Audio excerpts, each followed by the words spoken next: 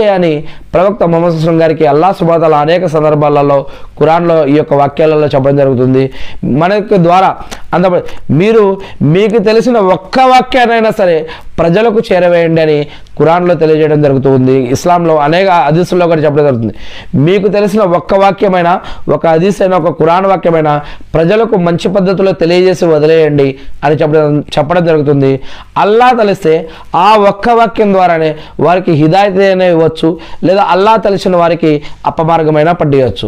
అల్లాహ్ ఇస్తే ఎవరు ఆపలేరు, అల్లాహ్ ఆపితే ఎవరు ఇవ్వలేరు.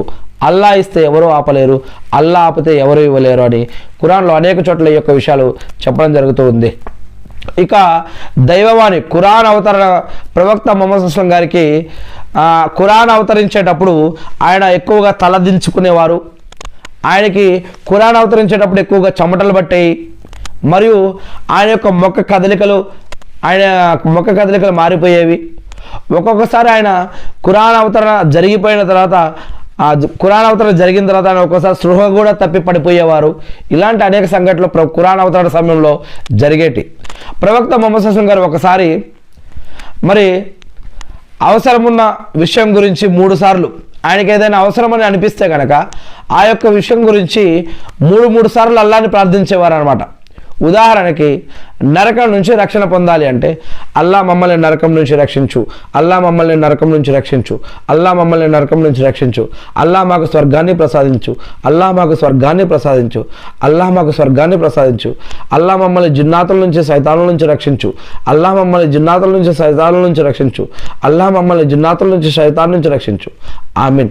ఈ విధంగా ముహమ్మద్ సల్లల్లాహు అలైహి వసల్లం గారికి ఏదైనా ఎక్కువగా అవసరం అనిపిస్తే ఆ యొక్క ప్రార్థనని 3 సార్లు ఎక్కువగా ప్రార్థించేవారు అని ఇలా ఆయన యొక్క ప్రార్థనా పద్ధతుల్లో ఇదొక విషయాన్ని తెలియజేస్తూ ఉన్నది హదీసుల్లో.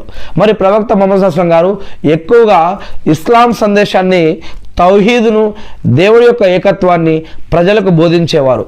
దాంతోపాటుగా ఆయన దేవుడి ఈ యొక్క ఖురాన్ ద్వారా ఇచ్చిన చట్టం, న్యాయం, ధర్మం, జీవన పద్ధతులు, ఆరాధన పద్ధతులు, జరిగినవి, జరుగుతున్నవి, గత జాతుల చరిత్రలు, గాథలు మరియు రాబోయే కొన్ని భవిష్యవాణికి సంబంధించినటువంటి విషయాలు, ఇలా అల్లాహ్ ఆయనకి ఏదైతే తెలియజేశాడో ఆ యొక్క విషయాలను ఆయన ప్రజలకు తెలియజేసేవారు ఎక్కువగా.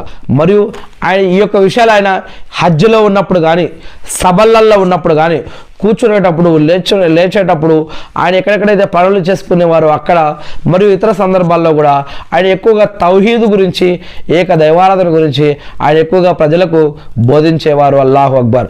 మరి ప్రవక్త ముహమ్మద్ సల్లల్లాహు అలైహి వసల్లం గారు చిన్నప్పుడు